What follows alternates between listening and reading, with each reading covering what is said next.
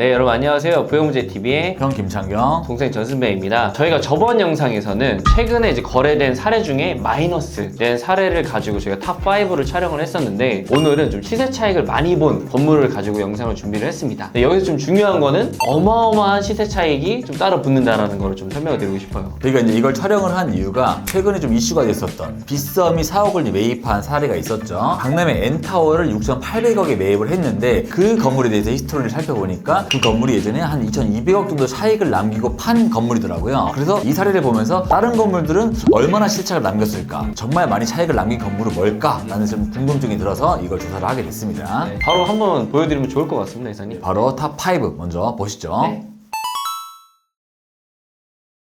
탑5 빌딩의 시세 차익은 2,112억의 차익을 봤는데요. 어떤 건물이 차익을 봤을지 위치 한번 먼저 보시죠. 위치는 광화문역 인근에 있는 건물이고요. 광화문역에서 이쪽으로 서쪽으로 좀 가면 여기 예전에 금호 아시아나 사옥이었던 건물로 유명한 건물이 거래가 됐습니다. 또 이 거리에 유명한 게 바로 건너편에 김앤장 사옥이 있는 예전에 대우 사옥 건물 유명하죠. 그쵸. 네, 그런 게 몰려있는 지역이 이 건물인데, 개요 먼저 한번 보실게요. 네, 본 건물은 2023년도에 6,292억에 거래가 됐고요. 대지 면적은 1,183평, 연면적은 18,360평짜리 건물이 거래가 됐었습니다. 네, 이 건물은 2018년도에 4,180억에 5년이 지난 시점에 6,292억에 매각을 해서 총 2,112억 차익을 본 건물이죠. 여기는 이제 롯데카드랑 빙그레에서 건물을 사용을 하고 있기 때문에 임대료도 제가 알기로는 좀 잘 나오는 건물 중에 하나거든요. 근데 불과 5년 만에 시세 차익을 2천억이나 봤다라는 게 솔직히 많이 놀랍습니다. 금호 아시아나가 사옥으로 쓰려고 굉장히 좀 공을 들여 지은 건물이긴 한데, 그때 한창 금호 아시아나가 이것저것 회사를 인수를 하면서 이제 유동성 위기가 와서 팔게 된 그런 건물이었죠. 네. 그래서 탑5로는 콩코디언 빌딩이 차익을 많이 보고 거래를 했다라는 걸 보시고, 탑4로 넘어가겠습니다.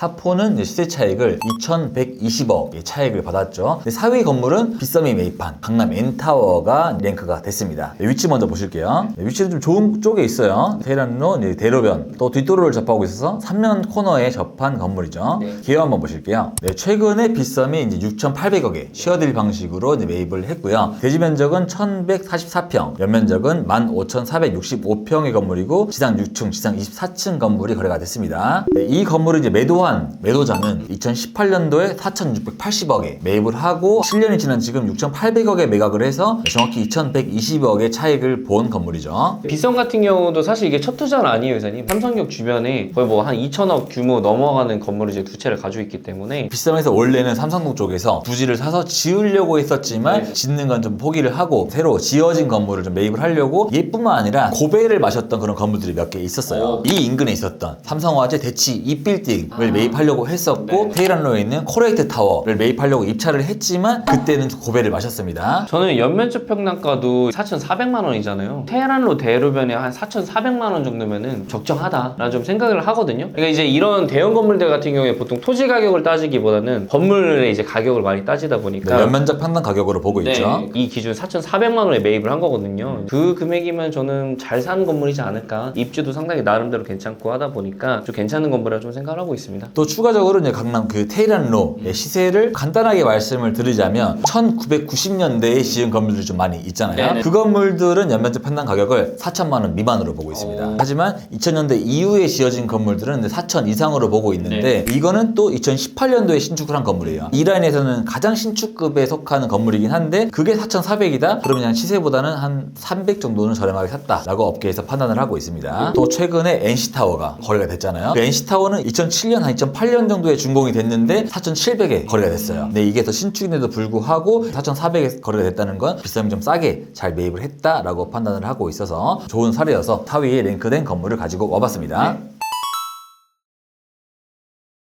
탑3의 시세 차익은 2,220억. 2,220억 차익을 본 건물 위치를 한번 보실게요. 네, 위치는 강남에서 좀 떨어진 바로 옆으로 와서 잠실역으로 왔습니다. 여기 위치를 설명하자면, 이 잠실역 사거리 여기에 롯데캐슬 골드 건물이 있고요. 여기 뒤편으로 가면 여기 예전에 그 국민연금 공단의 본사가 있었던 거, 지금 전주로 갔죠. 네, 그 건물 바로 뒤에 있는 이 건물이 거래가 됐습니다. 개요 한번 보실게요. 네, 이 건물도 2023년도에 8,500억에 거래가 됐고요. 대지 면적은 2,400 2,334평, 연면적은 31,109평, 지하 7층, 지상 30층의 굉장히 큰 건물이 거래가 됐습니다. 이 건물의 히스토리를 따져보자면 2019년도에 6,280억에 매입을 하고 한 4년밖에 안 지난 시점에 거의 8,500억에 거래를 해서 4년이라는 그런 짧은 기간 내에 좀 생각보다 큰 차익을 얻었던 탑3 건물이죠. 이런 대형 건물들을 좀 매입할 때를 보면은 기업들이 대부분 많이 참여를 하는데 대부분 본인들 사옥으로 사용하기 위해서 매입하는 경우가 많아요. 근데 이제 이 건물 같은 경우에는 되게 유명한 게 삼성 SDS에서 장기 임차를 하고 있거든요. 2030년도까지 임대료가 꼬박꼬박 잘 나오는 건물이다 보니까 이거 완전 수익형 건물이긴 한데 그 범위가 엄청 큰 건물이긴 한 거죠. 다시 위치를 좀 더 설명을 하자면 이 건물이 거래가 된 건데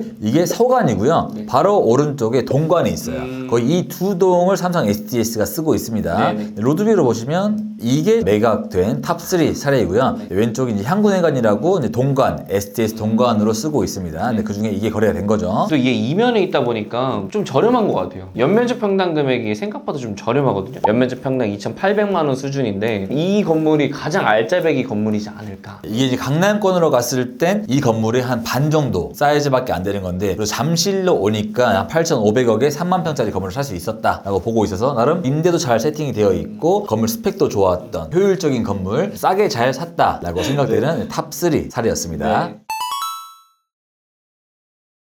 탑2 빌딩은 총 2,395억의 차익을 본 건물이고요. 위치를 먼저 보자면 종로구에 평동이라는 곳이 있는데 도님은 경희궁 자이에 있는 위치죠. 서대문역 바로 앞에 있는 이 건물이 거래가 됐습니다. 개요 한번 보실게요. 이 건물은 정말 최근인 2024년도에 거래를 했고요. 총 8,953억에 거래를 했습니다. 대지 면적은 1,930평, 연면적은 26,082평의 건물이고 지하 7층, 지상 26층짜리 건물입니다. 이 건물도 좀 최근인 2020년도에 6,557억에 매입을 했고요. 그리고 한 4년이 지난 지금 8,953억에 팔아서 총 2,395억의 차익을 받은 건물이죠. 이 건물 같은 경우에 2024년도에 상업빌딩 거래 중에서 두 번째 규모래요. 보통 이제 펀드 운영하는 회사에서 참여를 하잖아요. 인수를 하려고. 근데 이 건물 같은 경우에 기업들 인수도 되게 많았대요. 그만큼 좀 경쟁률이 좀 치열했던 매물 중에 하나다라고 얘기를 하더라고요. 위치도 바로 역세권, 역출구 바로 앞에 있고 또 이 건물이 좀 잘 지어졌어요. 친환경 건축물 인증제도인 리드라고 있거든요. 이 리드 중에 이제 플래티넘 등급을 받았는데 이게 정말 받기 힘든 거예요. 우리나라에도 거의 얼마 없고 한 몇 개 건물만 가지고 있는 건데 이 건물은 좀 인기가 많았었던 상황이었죠. 그래서 이 건물 같은 경우에는 농협 리치에서 이거를 이제 매입을 했는데 금융 빌딩으로 만든다고 하더라고요. 이 안에 임차인들을 금융계 쪽으로 다 바꾸려고 하는 게 아닌가라는 좀 생각을 하고 있습니다. 이 건물도 좀 깊게 파보자면 히스토리가 있는 게 원래 6천억대에 샀을 때 펀드가 샀잖아요. 펀드 안에 농협 중앙회가 투자를 했었어요. 그리고 나서 지금 이번에 매입한 측이 농협 리치 운용이 매입을 한 거거든요. 그러니까 농협 거를 농협이 샀다라고 보시면 됩니다. 연면적 평당 금액도 보니까 26,000평이잖아요. 한